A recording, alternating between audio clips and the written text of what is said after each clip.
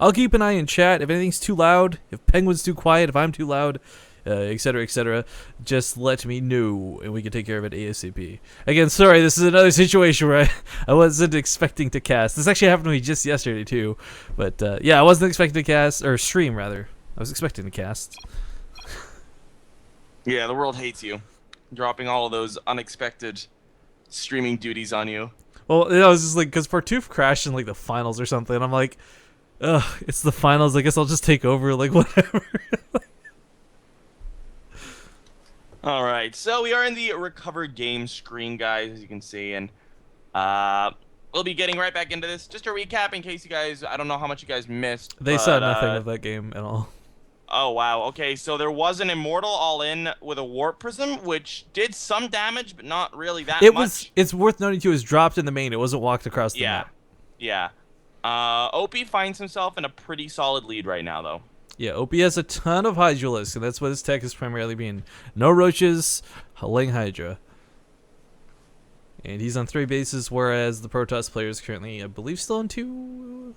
Yes. And we were just looking at this. I should... Alright, here we go. We're in. It's a best of 3, right? Yes. Alright, cool. So to make sure I got the overlay set up.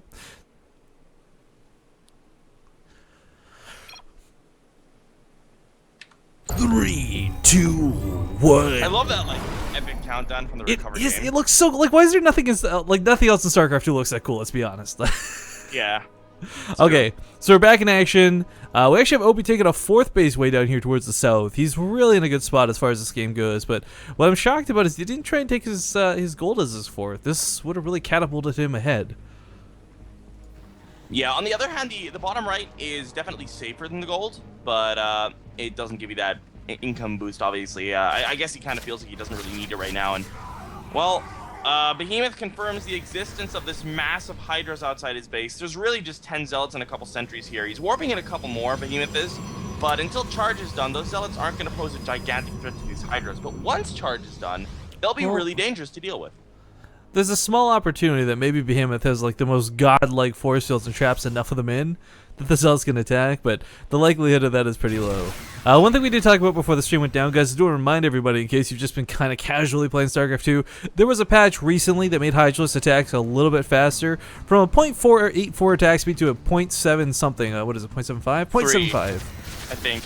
And actually, we have a Zealot drop in the main. I just want to point that out. Also, a big engagement in the middle of the map. Actually, some really good force fields here from Behemoth, allowing him to catch a lot of these Hydras out of position. That's what I'm talking about, man. God mode force fields.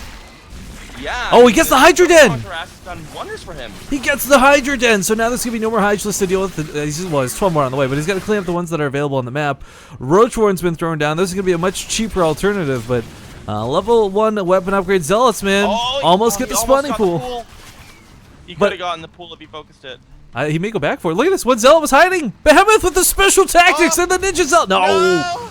The suicidal Zealot. He just went from being ninja and cool to suicidal. Man, this hatchery is absolutely going to go down. Looks like the Mothership Core may fall, but no, the Time Orb going down does allow it to save itself. Oh, if he gets up this ramp, he can put 2 force fields. Behemoth needs to try to get out.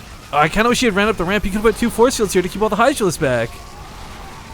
He is trading pretty okay here, actually. The Hydra is taking a ton of damage from those Zealots, but overall, Opiee now still has a pretty huge supply lead. And if he moves across the map with these Hydras and the Roaches, he may be able to do some pretty important damage right now. But at the moment, Opiee still has 59 workers. So the mining for 2 bases, off 2 bases, is still going to allow him to maintain even economy with his opponent.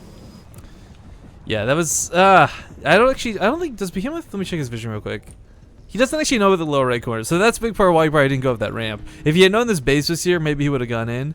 I mean, I gotta give him props. Like, those were some pretty good tactics. Not I'm talking about the one attack, but the dual-pronged attack leading into that worked out fantastically. But Opiee is going for a big attack here in the middle of the map, and no amount of force fields are going to cut this army in half. There's way too many Hydralisks here.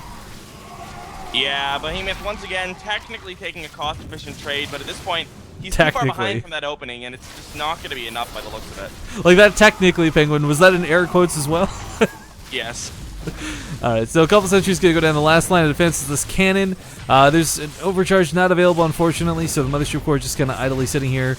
Cannon's got a decent amount of damage. Meanwhile, his Warp Prism and the warping across the map are okay, but even if he gets the spawning pool, that's kind of like the consolation prize at this point. Yeah.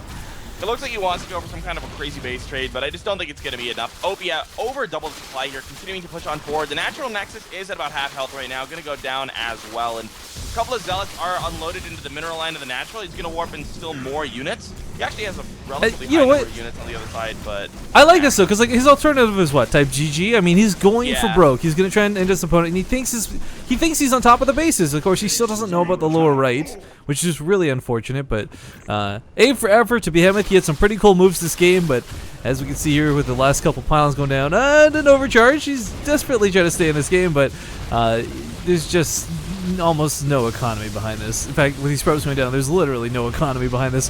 One single probe left, and it's on gas.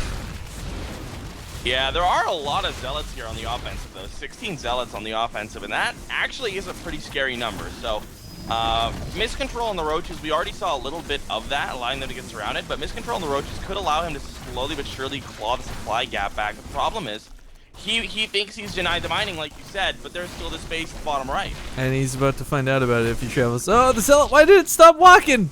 It ceased the creep. Well, his Nexus is down. As far as the base trade scenario goes, these are all the buildings. Behemoth didn't manage to sneak anything else. Oh, there's actually a pylon or two at the natural. Even then, the DPS is just too good for a Zerg player at this point. So Behemoth, he definitely leads this into a more interesting game than a simple defeats. I'll give him that much, but unfortunately at the end it looks like Opiee is going to be the one who takes this first one. Yeah, the Zealots trying to get as much killed off as they possibly can, but the Roaches in the natural and the main are going to slowly but surely clean this up. More and more Zealots going down, and the thing is, actually some pretty nice micro there to lift up the injured Zealot into the War Prism. They're only losing one Zealot for 4 Roaches. All of these trades are technically good, but it's not going to be enough here with those, with the last 2 buildings are at the natural about to be destroyed. And unfortunately, Opiee can see all this as it's been revealed due to no Nexus, so we're about to count down. We need that cool countdown thing from the thing you can just... No, does he not know it's right there? Opiee! Opiee! What are you doing? Go in the game! He sees that, right? He 100% sees it, but he's attack rallied around the map looking for other things. There's a message that simply states in game 2 like your opponent is being revealed. We can't see it because we're observers, but here in the top right it'll say like your opponent's being revealed. So Opiee should know better. He's going home to defend with spine crawl. He's got spine crawlers and roaches aplenty. He doesn't need this versus Zealots. Just go for the throat, man. Unless this is him looking to add insult to injury and just do total annihilation. But good game will be called.